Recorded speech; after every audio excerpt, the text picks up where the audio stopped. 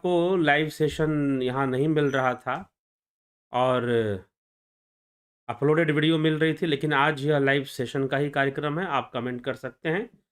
आपके प्रश्नों पर, आपके किए हुए टिप्पणी पर भी चर्चा आज होगी।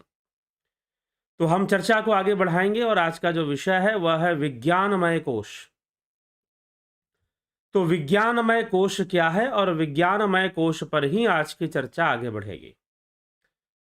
तो विज्ञानमय कोश अर्थात विज्ञान अर्थात जो अब पहले यहाँ पर जब हम विज्ञानमय कोश की बात हम कर रहे हैं, तो विज्ञान का अर्थ भी हमें समझना चाहिए। यद्यपि हम चलेंगे कि वास्तव में विज्ञानमय कोश है क्या और आदिगुरु शंकराचार्य विवेक चूड़ामणि में इसके विषय में क्या लिखते हैं, उस पर हम चर्चा करेंगे। लेकिन विज्ञान का जो अर्थ है वो भी समझना चाहिए। विज्ञान शब्द का अर्थ क्या है? विज्ञान शब्द का क्या अर्थ है? तो विज्ञान शब्द का अर्थ है जो ज्ञान का विरोधी तत्व है। विज्ञान जो है वो ज्ञान का विरोधी तत्व है। ऐसे इस बात को समझना चाहिए। तो विज्ञान ज्ञान का विरोधी तत्व है, इसीलिए उसका नाम विज्ञान है। जैसे कि कृति और विकृति, भक्ति और विभक्ति, जैसे कि योग और वियोग, राग और विराग, वैसे ही ज्ञान और विज्ञान। तो विज्ञान जो है वो ज्ञान का विरोधी तत्व है। ठीक, जो विज्ञान है वो ज्ञान का विरोधी तत्व है। पहले तो आप इसका शाब्दिक अर्थ इस प्रकार से समझिए। अब हम चलते हैं विज्ञानमय कोश। विज्ञानमय कोश वह कोश है जिसके द्वारा जो है अविद्या उत्पन्न होती है, जिसके द्वारा मिथ्या अनुभूतियां होती हैं। जो इंद्रियां हैं वह मिथ्या विषय को ही ग्रहण करती हैं।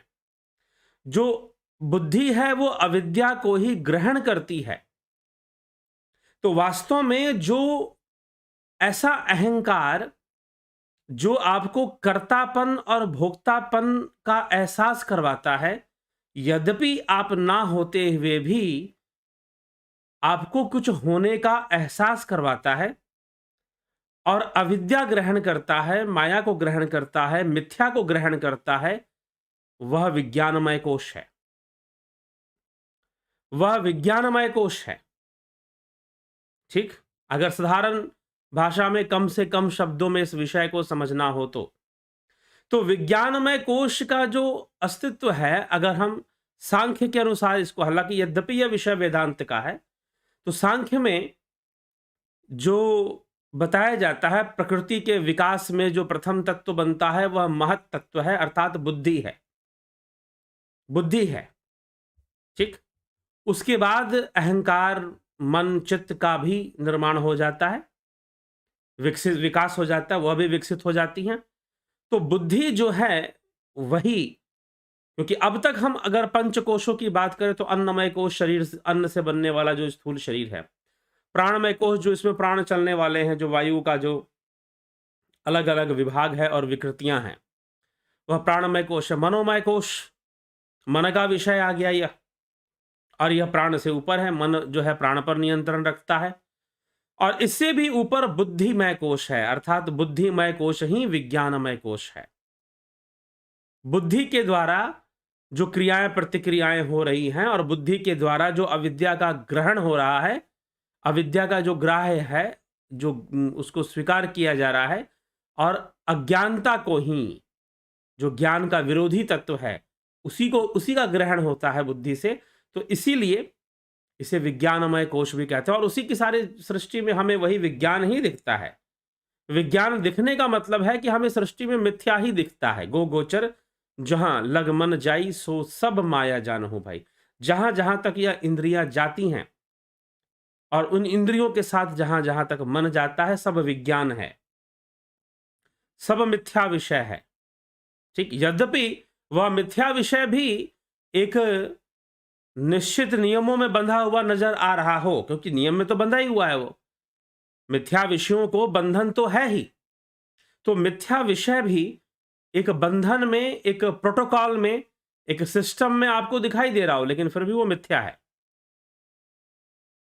ठीक, तो यह हमें समझना पड़ेगा। ये विज्ञानमय कोश के बारे में इस प्रकार से विज्ञानमय कोश को और विज्ञान को समझना चाहिए। अब हम चलते हैं आदि गुरु शंकराचार्य की व्याख्या पर कि वह क्या कहते हैं विवेक चूड़ामणि में, विज्ञानमय कोश के विषय में क्या क्या कहते हैं। लेकिन लंबी चर्चा है ये, लेकिन आज कुछ चर्चा हम इस पर करेंगे।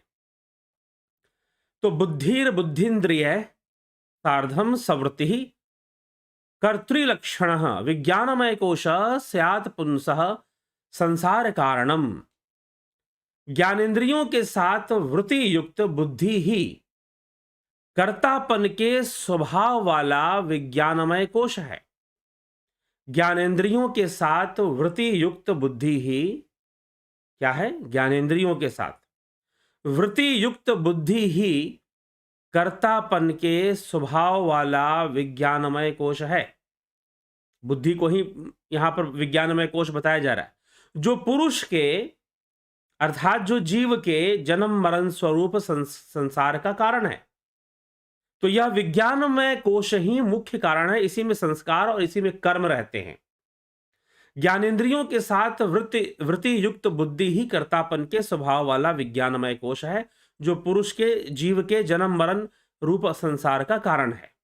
ठीक, अनुव्रजी चित्त प्रतिबिंब शक्ति ही शक्तिर्विज्ञान संज्ञ प्रकृतिर्विकार ज्ञान क्रियावान हमित्यजस्रम देहेन्द्रियादिष्वभिमन्ते। चित्त और इंद्रियादि का जो अनुगमन करने वाली चेतन की प्रतिबिंब शक्ति जो है, प्रतिबिंबित शक्ति जो है, वही विज्ञान है। जो आत्मा की प्रतिबिंबित शक्ति कहिए या फिर चेतन की प्रतिबिंब शक्ति ही विज्ञान नामक प्रकृति का विकार है। विज्ञान नामक प्रकृति का विकार अर्थात कि प्रकृति का विकार ही प्रकृति का विकास है। विकृत होकर ही प्रकृति विकास करती है, इवॉल्व करती है। तो वह विज्ञानमय कोश में पहले इवॉल्व करती है। ठीक है, अर्थात बुद्धि सबसे पहले उसका प्रादुर्भाव होता है। तो चित्त और इंद्रियादि का अनुगमन करने वाली चेतन के प्रतिबिंब शक्ति ही विज्ञान नामक प्रकृति का विकार है। चेतन की प्रतिबिंब शक्ति ही विज्ञान नामक प्रकृति का विकार है। वह मैं ज्ञान और क्रियावान हूं, वह मैं ज्ञान और क्रियावान हूं, ऐसा देह इंद्रिय आदि में निरंतर अभिमान किया करता है। और इसी के कारण जो है, इस विज्ञान के कारण, इस बुद्धि के कारण ही यह भाव आ जाता है कि मैं ज्ञान हूं, मैं क्रियावान हूं।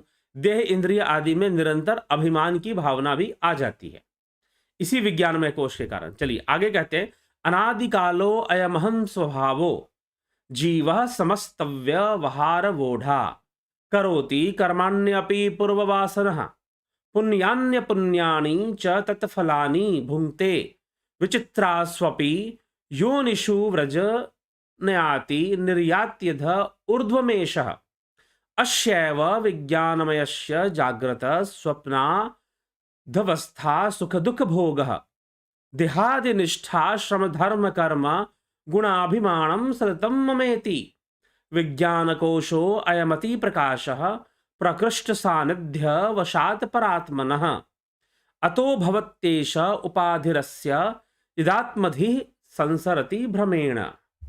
ठीक, अब ये कहते हैं कि यह जो अहम स्वभाव वाला जो बुद्धि है, अब बुद्धि के अंदर क्या है? अभिमान है। बुद्धि के अंदर मैं ज्ञान हूं, मैं क्रियावान हूं, मैं भोगता हूं, मैं ये हूं, मैं वो हूं, ये सब चीजें हैं बुद्धि में।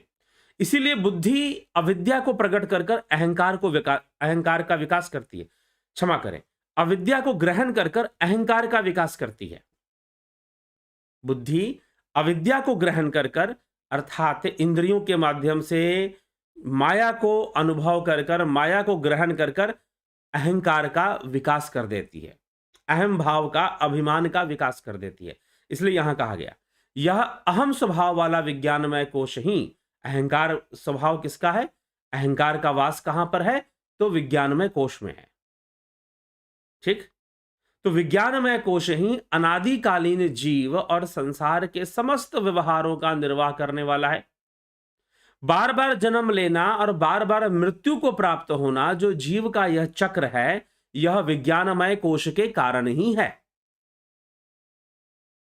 ठीक, क्योंकि अहम भाव जो बना हुआ है जीव का, वह विज्ञानमय कोश में ही बना हुआ है। वह विज्ञानमय कोश में ही अहम भाव बना हुआ है। तो जो अहम भाव है जीव का, वह विज्ञानमय कोश में बना हुआ है। और विज्ञानमय कोश में बने होने के कारण ही यह भारी समस्या है कि विज्ञानमय कोश अहम भाव उसमें बसा हुआ है। ठीक ना? तो इसीलिए और उसी अहम भाव के कारण, उसी विज्ञानमय कोश के कारण पुनरपि जननम पुनरपि मरणम की गति लगी हुई है। पुनरपि जननम और पुनरपि मरणम की गति चल रही है। ठीक है, तो ये यहां पर आ जाता है। और इसी के आधार पर फिर आगे कहते हैं, यह अपनी पूर्व वासना से, यह विज्ञानमय कोश अपनी पूर्व वासना से पुण्य पापमय अनेकों कर्मों को करता है और उनके फलों को भोगता है तथा विचित्र योनियों में भ्रमण भी करता है। यह जो विज्ञानमय कोश है, यह विचित्र योनियों में जीव को भ्रमण भी कराता है। इसीलिए कहा गया, करोति कर्माण्यपि पूर्ववासनः पुण्यान पुण्यानि च तत्फलानि भुंक्ते विचित्रास्वपि योनिषु व्रज न्याति निर्यात यद्ध ऊर्ध्वमेशः। भुंक्ते विचित्रास्वपि योनिषु, अर्थात विचित्र योनियों में, करोति कर्माण्यपि पूर्ववासना पुण्यान्य पुण्यानि च तत्फलानि, अर्थात कि अनेकों प्रकार के कर्मों को करना, वासनाओं के, पूर्व वासनाओं के वशीभूत, और पुण्य और पाप कर्मों को करना, उनका फल का भोग करना, और इसी कर्म फल के कारण अनेकों योनियों में भ्रमण करना, यह लगा रहता है। किसके कारण लगा रहता है? इस विज्ञानमय कोश के कारण लगा रहता है। ठीक, तो कभी नीचे जाता है, कभी ऊपर आता है, नीचे ऊपर योनियों में चलता रहता है। फिर कहते हैं आगे, इसी विषय को समझाते हुए आदिगुरु शंकराचार्य ने क्या कहा कि अस्यैव विज्ञानमयस्य जाग्रत स्वप्न आद्यवस्था सुख दुख भोगः, अर्थात अस्यैव विज्ञानमस्य जाग्रत, अर्थात यह जो जागृत अवस्था है, स्वप्न आदि अवस्थाएं हैं, सुख दुख आदि भोग देहादि से संबंधित आश्रम आदि के धर्म कर्म, गुणों का अभिमान, कुल का अभिमान और ममता आदि सर्वदा इस विज्ञानमय कोश में ही रहते हैं। कहाँ रहते हैं ये सारी चीजें? मोह, ममता, माया, वासनाएं, धर्म कर्म, चाहे सद्गुण हो चाहे दुर्गुण हो आपके, वह विज्ञानमय कोश में ही रहते हैं।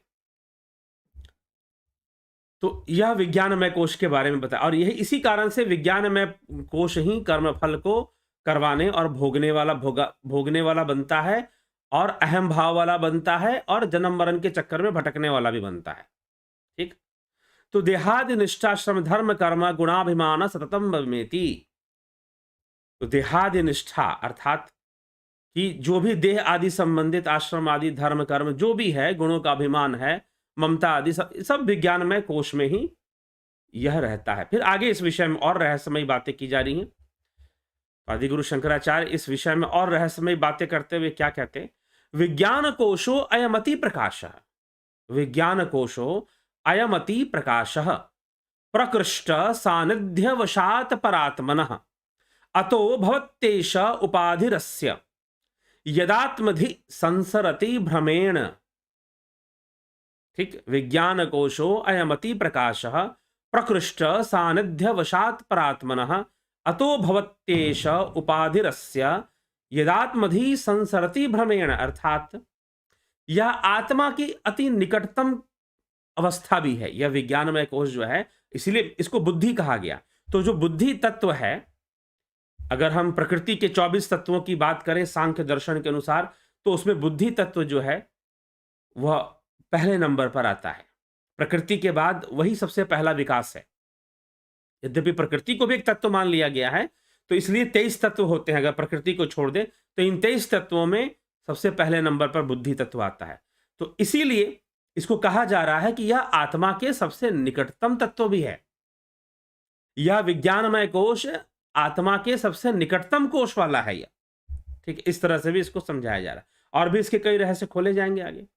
तो यह आत्मा की अति निकटता के कारण अत्यंत प्रकाशमय है, यह तेजोमय है, यह प्रकाशमय कोश है।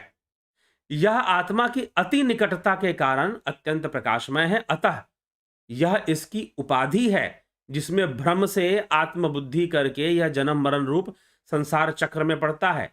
जिसमें भ्रम से आत्मबुद्धि कर कर, अर्थात भ्रमवश इसी को लोग आत्मा मान लेते हैं। तो जैसे लोग कहते हैं ना कि आत्मा भटकती है, आत्मा एक शरीर को छोड़कर दूसरा शरीर धारण करती है, तो वास्तव में यहां पर विज्ञानमय कोश को ही कहा जा रहा है, वास्तव में यहां पर बुद्धि को ही कहा जा रहा है। ठीक, विज्ञानमय कोश के, क्योंकि उसी में सारे गुणों का, सद्गुणों, दुर्गुणों, कर्म फल और जन्म मरण के जितने भी चक्र हैं, वह इस विज्ञानमय कोश में निहित संस्कारों, कर्मों के कारण इसी के द्वारा होते हैं। विज्ञानमय कोश के द्वारा ही ये सारी घटनाएं घटती हैं। ठीक, तो यह विषय हमें समझना चाहिए और इस विषय को समझकर निश्चय ही हमें आत्मा और विज्ञानमय कोश को अलग अलग समझना चाहिए। यह बुद्धि का विषय, आत्मा जन्म मरण का कारण नहीं बनता, आत्मा पुनर्जन्म का भी कारण नहीं बनता, आत्मा कर्म फल के भोग का भी कारण नहीं बनता, परंतु विज्ञानमय कोश है। तो अब कैसे है? आत्मा भी है इसमें, आत्मा भी, अब यह भी कहा गया कि आत्मा का निकटतम है। ये आत्मा का निकटतम होने के कारण यह तेजोमय है, यह प्रकाशमय है। आत्मा के निकटतम होने के कारण यह प्रकाशमय है। यह बात भी समझाने की कोशिश यहां पर की जा रही है। ठीक है, तो यह सारी बातें हमें समझनी चाहिए और समझकर अपने आप को जानना चाहिए, स्वयं को, सेल्फ रियलाइजेशन, स्वयं को जानना ही तो उद्देश्य है, आत्म साक्षात्कार ही तो उद्देश्य है। ठीक, तो इतनी बातें विज्ञानमय कोश में आदि गुरु शंकराचार्य यहां पर करते हैं कि यह बुद्धि है। और विज्ञान क्या है? विज्ञान ज्ञान का विरोधी तत्व है, इसलिए विज्ञान मिथ्या को ग्रहण करने वाला है, मिथ्या का ज्ञान कराने वाला है, सत्य का ज्ञान कराने वाला नहीं, आत्मा का ज्ञान कराने वाला नहीं। ठीक, तो ये विषय हमें स्पष्ट करना चाहिए। तो विज्ञानमय कोश के बारे में आज ये चर्चा हुई। कल फिर थोड़ी सी चर्चा विज्ञानमय कोश में और बचती है, आत्मा और बुद्धि का संबंध बताने के लिए। ठीक है, तो चलिए उसको भी हम आगे श्रवण करेंगे और कल उस विषय पर हम चर्चा करते हैं। और आज जो है आपके कमेंट्स को अब देखते हैं, अब उनका समय है।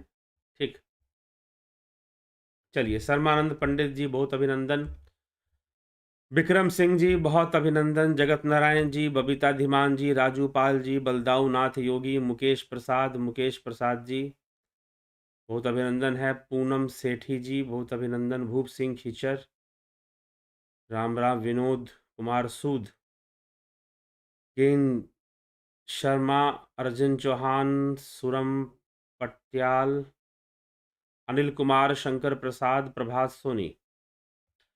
जब हम भगवान से मन में कुछ कहते हैं तो क्या वो हमारी बात सुनते हैं? सब सुनते हैं जी, क्यों नहीं सुनते हैं। लेकिन जो आपको मिलना है वो आपके अपने कर्मों से ही फलों की प्राप्ति होनी है। सविता नायक जी, ओम तत्सत, रतन सिंह जी, रमेश पेशवानी जी, राकेश मराठे जी, पिंटू वासवा, बजरंग शर्मा, बलवंत सिंह गोहिल, संजीव कुमार। क्या लाइव वीडियो में हर कोई कमेंट नहीं कर सकता है? क्योंकि कभी कहीं चैटिंग लॉक रहता है। जी नहीं, लॉक तो नहीं है, ऐसा कुछ लॉक नहीं होता। हाँ, सब्सक्रिप्शन के लिए डिमांड हो सकता है कि आपने अगर सब्सक्राइब नहीं किया है चैनल को तो फिर कहीं कहीं आपको दिक्कत आ सकती है कमेंट करने में। ठीक है, लेकिन चैटिंग लॉक रहता है ऐसी बात नहीं है, वो यूट्यूब का ही अपना वो है। तो इसीलिए आप चैनल को सब्सक्राइब जरूर कर दीजिए। आप चैनल पे आ रहे हैं और आपको कमेंट करने की इच्छा हो रही है, तो अगर आप कमेंट करना चाहते हैं तो सब्सक्राइब जरूर कर दीजिए, तो बड़ा अच्छा रहेगा। ठीक है, जीवन गोस्वामी जी, अब आप पूछेंगे कि क्या सब्सक्राइब बिना किए कमेंट नहीं कर सकते हैं? तो कर सकते हैं, सब्सक्राइब बिना कमेंट भी कई लोग यहां कर रहे हैं, लेकिन भविष्य में दिक्कत आ सकती है। भविष्य में दिक्कत आ सकती है, क्योंकि यह प्लेटफॉर्म हमारा नहीं है, यह यूट्यूब का है। और हमारा भी होता या कोई भी कुछ कहीं भी कुछ होता तो प्राकृतिक रूप से कुछ ना कुछ बंधन तो बनते ही बनते हैं, नहीं बनने का प्रश्न नहीं उठता। और जो नहीं, जो कहते हैं कि कोई बंधन नहीं है, वो कहीं ना कहीं से दूसरे तरह से बंधन बना देते हैं। ठीक है जी, तो ये समझ लीजिए। तो जरूर आप सब्सक्राइब कर दें, तो फिर ये दिक्कत आपको नहीं आएगी। दीपक सिंह रावत,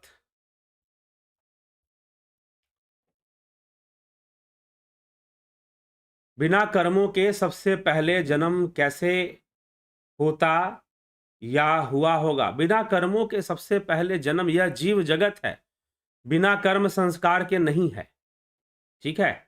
और यह जीव जगत, कर्म संस्कार, यह अनंत है, इसका कोई अंत भी नहीं है, ठीक? तो इसीलिए अगर आप सबके लिए बोल रहे हैं तो बिना कर्मों के सबसे पहला जन्म हुआ ही नहीं किसी का। अगर हुआ तो वो पहले बुद्धि के रूप में प्रकट हुआ, फिर वो जहां बुद्धि आ जाएगी वहां अविद्या आ जाएगी, और जहां अविद्या आ जाएगी तो आपका सबसे बड़ी बात क्या है कि जो प्रश्न किया जा रहा है वो उस विषय का किया जा रहा है, और उस विषय की तुलना यहां से की जा रही है, यहां पर समस्या आ जाएगी, ठीक है? यहां पर समस्या आ जाएगी। अगर मान लीजिए कि आप जमीन पर दौड़ सकते हैं 30 किलोमीटर प्रति सेकंड के प्रति घंटे के हिसाब से, मान लीजिए आप दौड़ सकते हैं, क्या पानी में भी दौड़ सकते हैं? बात बदल जाएगी, क्योंकि मीडियम चेंज हो गया। बुद्धि सूक्ष्म विषय है, कर्म संस्कार सूक्ष्म विषय है, मन सूक्ष्म विषय है। जब ध्यान की गहराई में उतरेंगे इस प्रश्न का उत्तर मिल जाएगा, नहीं तो समझ में नहीं आएगा, असंभव है, ठीक? पूर्णतः असंभव है। इसीलिए ध्यान योग में उतरिए, और ध्यान योग में उतरकर इसको जानिए, इस विषय को समझिए।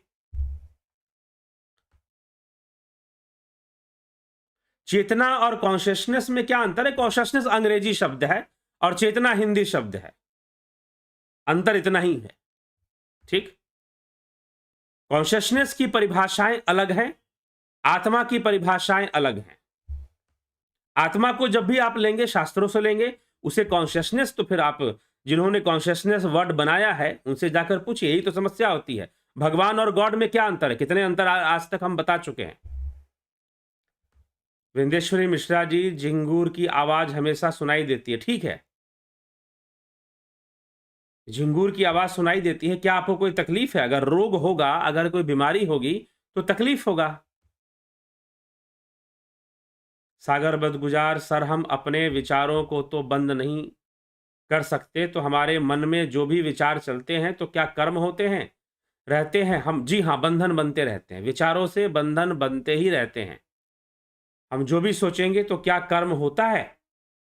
मनसा वाचा कर्मणा, तो होता ही है, मन से भी होता है, ठीक है। उसका फल वैसा नहीं होगा, जब वो शरीर से होगा, जब वो प्रकट रूप में जब कर्म होगा तो उसका फल बहुत ही दुष्कर होगा, फिर वो प्रकट रूप में फल सामने आएगा। मन से जो होगा उसका फल भी उसी रूप में फिर सामने आएगा। इस प्रकार से यह जानना चाहिए, ठीक? जैसा होगा उसी उसी के अनुसार उसका फल सामने आएगा। तो बंद नहीं कर सकते, लेकिन इसीलिए योग का जो सागर बदगुजार जी, योग जो है क्या कहता है? योगस चित्त वृत्ति निरोधा। महर्षि पतंजलि कहते हैं कि योग का अर्थ है चित्त वृत्ति का निरोध। तो जहां पर चित्त वृत्ति के निरोध का बात हो रहा है, वहां विचार तो बहुत कमजोर चीज है उसके सामने, वृत्तियों के सामने, तो निश्चय ही विचारों का भी निरोध हो जाएगा। जब चित्त वृत्ति का निरोध होगा तो विचारों का भी निरोध होगा। गौरव जी और विक्रम सिंह जी, बहुत बहुत अभिनंदन। कमलेश खैरनर जी, हरीश डंगवाल जी, रचना आरके जी, विनोद हांडा जी, कैलाश बड़े जी, बहुत अभिनंदन। तत्वमसी महावाक्य का साक्षात ज्ञान कब हो सकता है? तुरीयावस्था से ही हो सकता है, निधि ध्यासन से हो सकता है, ध्यान योग से हो सकता है। करिए। भरत पटेल, शंकर प्रसाद, 14 दिसंबर इज गीता महोत्सव डे। इस पावन दिवस पर एक वीडियो हो जाए। ठीक है, गीता महोत्सव डे है, पता है, तो वो कल का विषय है, तो कल चर्चा होगी। क्या ईशान का पुनर्जन्म होता है? इंसान या ईशान या मनुष्य, क्या कहना चाहते हैं? बिल्कुल होता है, अवश्य होता है। तो आचार्य प्रशांत कहते हैं कि ईशान का पुनर्जन्म नहीं होता, ये सब फालतू बातें हैं। पता नहीं उनके लिए होंगी फालतू बातें भाई। आचार्य प्रशांत जो कहते हैं क्या वो गीता है? आचार्य प्रशांत जो कहते हैं क्या वो शास्त्र है? प्रश्न ये है। आचार्य प्रशांत कहते हैं, उनकी अपनी विचारधारा होगी भाई, इसमें हम क्या कर सकते हैं? ठीक, आप अनुसंधान कीजिए, ठीक है। तो निश्चय ही पुनर्जन्म तो होता ही होता है। पुनर्जन्म कहने का मतलब क्या है? पुनर्जन्म कहने का मतलब यही है, अभी तो पुनर्जन्म के बारे में हमने चर्चा कर दी। विज्ञानमय कोश ही विभिन्न योनियों में जाने का कारण बनता है। आदि गुरु शंकराचार्य यहां पर इस सूत्र में क्या कह रहे हैं? साफ साफ संस्कृत में लिखा हुआ है, आचार्य प्रशांत को पढ़ा दीजिए, ठीक है। विज्ञान कोशो अयमति प्रकाश प्रकृष्ट सानिध्य वशात प्रात्मन। तो यह आत्मा के नजदीक का इसलिए प्रकाशमय है। लेकिन पहले लिखते हैं भुंगते विचित्र स्वपी, भुंकते विचित्रा स्वपी योनिषु व्रजन्याति व्रजन्नायति, ठीक ना, निर्यात यद्य ऊर्ध्वमेश, अर्थात कि यह विचित्र योनियों में भ्रमण करता है। कौन? यह विज्ञानमय कोश। यही जीव को विचित्र योनियों में भ्रमण कराने का कारण बन जाता है। यह अपनी पूर्व वासना से पुण्य पाप अनेक कर्म करता है और अनेक फल को भोगता है तथा विचित्र योनियों में भ्रमण करता हुआ कभी नीचे आता है तो कभी ऊपर जाता है, अर्थात कभी निम्न योनियों में जाता है तो कभी उच्च योनियों में जाता है। इस तरह का भ्रमण करता है, कभी सुअर तो कभी इंद्र की गद्दी पर भी बैठ जाता है। यह उसके कर्म संस्कारों के द्वारा और उदान वायु के द्वारा, उपनिषदों में पहले भी यह चर्चा हो चुकी है कि उदान वायु वह फोर्स है, उदान वायु इसमें सहायक होता है जो एक जन्म से, एक शरीर से दूसरे शरीर की यात्रा करवाता है। एक योनि से, शरीर नहीं कहना चाहिए, एक योनि से दूसरे योनि में, क्योंकि योनि तो देव योनि भी है, प्रेत योनि भी है, ठीक है। तो एक योनि से दूसरे योनि में ले जाने वाला उदान वायु बनता है। यह बात हमारे शास्त्रों की है। दूसरा कि पाश्चात्य के अंदर, पश्चिम के अंदर एक बहुत बड़े दार्शनिक हुए पाइथागोरस। पाइथागोरस ने ट्रांसमाइग्रेशन ऑफ सोल की थ्योरी दी है। Transmigration of soul based on karma, ठीक है, कर्म की ही थ्योरी दी है। और ट्रांसमाइग्रेशन ऑफ सोल होता है कि अर्थात वहां पर हम, यहां पर बुद्धि या जीव को हम कह रहे हैं, वहां पर सोल शब्द का प्रयोग किया गया है जीव के लिए। तो सोल जो है अपने कर्मों के अनुसार ट्रांसमाइग्रेट करता है, एक शरीर से दूसरे शरीर में जाता है। ये पाश्चात्य दर्शन में एक प्रमाण मिलता है इस बात का, ठीक। और हमारे शास्त्रों में तो कई बार यहां पर आदि गुरु शंकराचार्य स्वयं लिख रहे हैं कि निम्न योनियों में और ऊर्ध्व योनियों में जाता है, ठीक। तो अब वो जाने। और इस बात में रही बात कि यह विषय क्या अनुसंधान का विषय है, तो तर्क से नहीं, ध्यान योग से अनुसंधान का विषय है। आप खुद ही सूक्ष्म लोक में सूक्ष्म योनियों का साक्षात्कार कर सकते हैं। सूक्ष्म लोक में प्रवेश करके आप अगर सचेत होकर चेतना के साथ ध्यान योग के द्वारा अगर आप सूक्ष्म लोक में प्रवेश करते हैं तो आप सूक्ष्म योनियों का साक्षात्कार कर सकते हैं, ठीक है। चलिए आगे चलते हैं। किरीट शाह जी, जयप्रकाश यादव, ध्यान और सिमरन क्या अंतर है? ध्यान और सिमरन क्या अंतर है? सिमरन का अर्थ निकलता है स्मरण करना, स्मरण करना, ठीक है। तो स्मरण करने से आप ध्यान तक पहुंचेंगे। अगर एक ही भाव हो जाते हैं तो ध्यान और सिमरन में, क्योंकि सिमरन शब्द का अर्थ क्या है? सिमरन शब्द का अर्थ है स्मरण करना। स्मरण से आया है सिमरन, स्मरण से बना है सिमरन।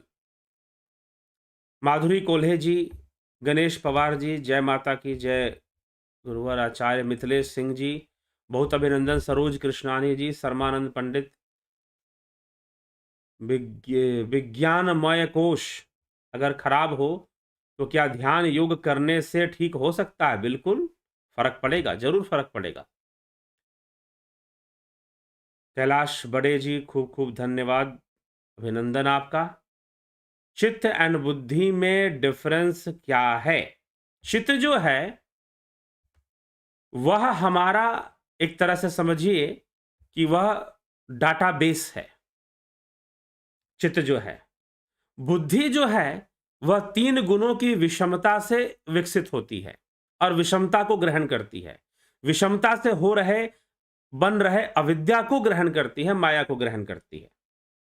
ठीक है, इस पर पहले चर्चा हो चुकी है, बृहद चर्चा हुई है कि बुद्धि और चित्त में अंतर क्या है। ठीक, बुद्धि, चित्त, मन, अहंकार, इन चारों में क्या डिफरेंस है, ये बताया जा चुका है। हमारे जितने भी पूर्व संस्कार हैं, वो चित्त को ग्रहण करके रखता है। अब जब आप विज्ञानमय कोश पर आएंगे, तो बुद्धि और चित्त दोनों ही विज्ञानमय कोश में ही बता दिए जा रहे हैं। ठीक है, जब आप विज्ञानमय कोश की बात करेंगे, तो यहां पर बुद्धि और चित्त को एक साथ ही लिया जा रहा है। तो यह इस विषय को समझना चाहिए। लेकिन वहां पर विज्ञानमय कोश में ही दो चीजें काम कर रही हैं, एक बुद्धि जो भेद करने वाली है, और दूसरा जो स्टोर करने वाली है, संस्कारों को रखने वाली है। तो हमारे चित्त में हमारे पिछले कई जन्मों के संस्कार और कर्म, उन सब का वहां पर पड़ा हुआ है डाटा। ध्यान योग के द्वारा योगी जन उनको देख भी सकते हैं, जान भी सकते हैं। ठीक, तो चलिए इसी के साथ अब विचारों को विराम देंगे, विदा लेंगे आपसे। कल फिर संजय कुमार जी, बहुत अभिनंदन। कल फिर 9 बजे हम इस पर चर्चा करने के लिए आएंगे और चर्चा करेंगे, इस विषय पर आगे बढ़ेंगे। तो बहुत बहुत आभार आप सभी का, जुड़े रहें, बने रहें और लाभ उठाते रहें इस कार्यक्रम का। जो लोग ध्यान योग, हाँ एक और बात, जो लोग ध्यान योग का कोर्स करना चाहते हैं, कल गीता दिवस के दिन से ध्यान योग का कोर्स भी प्रारंभ हो रहा है। ठीक है, तो कई लोगों ने ज्वाइन किया है, और अगर आप ज्वाइन करना चाहते हैं और इस ध्यान योग कोर्स का लाभ उठाना चाहते हैं, तो अवश्य ज्वाइन कर लें। अभी भी समय है, परसों तक 15 तारीख तक ज्वाइनिंग होगी। 15 तारीख तक इसकी ज्वाइनिंग होगी। यद्यपि कोर्स कल शुरू हो जाएगा, तो जो एक दिन लेट ज्वाइन करेंगे तो वो उनका एक दिन का लॉस तो नहीं होगा, बस ये है कि जो कोर्स उनको एक दिन पहले मिलना था, वो एक दिन देर से मिलेगा, ये स्थिति उनके साथ बनेगी। तो कोई बात नहीं, आप 15 तारीख तक ज्वाइन कर सकते हैं। 16 तारीख तक हम नहीं कहेंगे ज्वाइन करने के लिए, क्योंकि ज़्यादा लेट करेंगे तो उसमें आपका ही नुकसान है।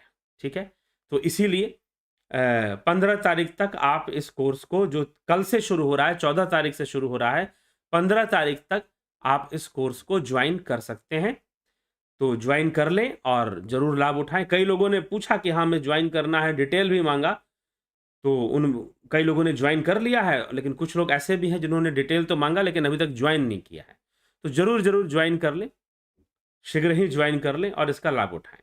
तो चलिए इसी के साथ विचारों को यहाँ विराम देंगे, और कल फिर मिलेंगे 9 बजे आप सभी से।